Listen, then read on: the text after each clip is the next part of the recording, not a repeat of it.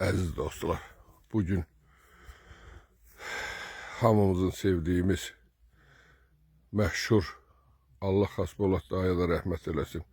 Onunla birlikte Xavər nənənin hazırladığı Hasbolat babanın ərsə gətirdiyi böyük Nənə Qızlar Ansamblının böyük nənəsi Xavər nənənin 88 yaşı tamamdır. Bugün o Abdal Gülahlı'da öz 88 yaşını qeyd eləmək üçün gəlibdi. Biz o kadar sevindim ben bunun bugün burada. Xavər nənənin bugün burada görmək bizim için çok hoşdur. Ben arzu edirəm ki, Xavər nənə bura yaşamağa gəlsin. Xavər nənə, ikicə dənə bayatını istəyirəm ay Xavər nənə. Ne bilirsən onu, bu güzelliklerin içinde ay Xavər nənə. Allah sana burada uzun ömür versin, yaşa burada Xavər nənə. Sen hamının nənəsisən, bütün Abdal Gülahlı'nın, Azərbaycanın nənəsisən. O titulu sen koydun. O boyda işler gördünüz. Allah Hasbolat babaya da rəhmət eləsin. Amin. Onunla bir yerde bu Amin. Boyda işler gördünüz. Bugün de sen hamımızın yanımızda yaşamağı, ne bilmeyik, bu güzelliği bize kısmet elədiyi o Allah şəhidlərimizə 15 yaşım. Allah şəhidlərimizə rəhmət eləsin. Dövlətimizi, prezidentimizi qorusun ki, bu boyda günləri bizə qismət elədi. Bu boyda illəri bizə qismət elədi.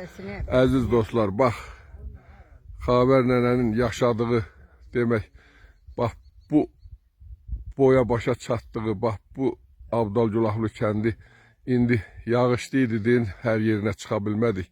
Amma Xavər nənənin elə burada qarşılamaq, burada az çox, bax bu ikicə bayatısın istəyirəm Xavər nənə bizə desin. Elmir deyirəm ki, şükürler olsun Allah'ın dərgah cəlalı, izzətinə, varlığına. Mən buranı ömrümdə arzulamışdım ki, Allah'ım, mən ömrümü çok yaşamışam, 2-3 adamın ömrünü yaşamışam. Ama ömür yok senden, mühlet isterim ki, mən bak, gelin burada bak bu büyükü günü görüm. Şükürler olsun Allah'a, onu da görürüm. Bəli. Siz ki burada benim adımı anıp, çoxdur benim dostum, tanışım. Siz ki benim adımı anıp, gelin benim bu alaca meclisimi şadlandı mısınız? Hiç inanın, bak neçə illərdir mən belə şad, belə gümura, o kadar meclislerde olmuşam, gözünüz bilirsiniz. Mən neçə illərdir bu işin içindeyim.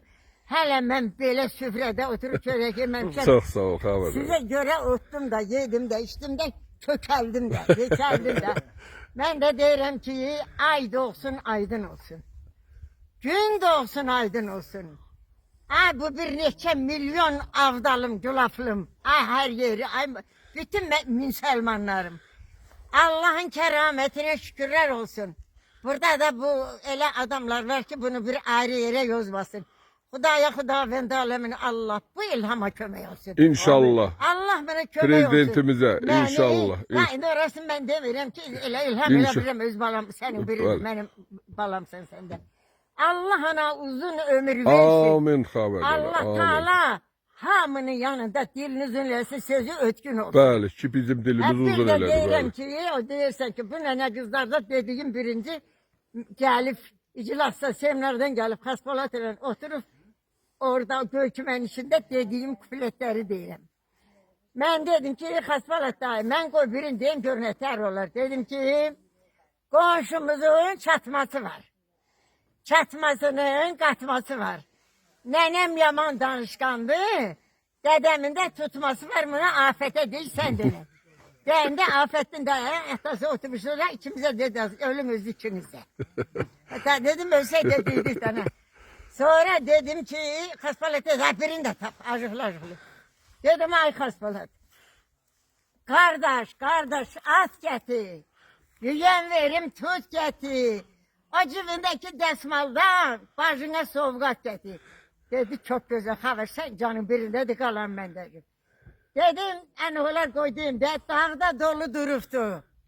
Dolu boynum buruftu. Elə bil bu yolları bilirmişəm ki bel olacakmışım. He. Dolu boynum vuruftu.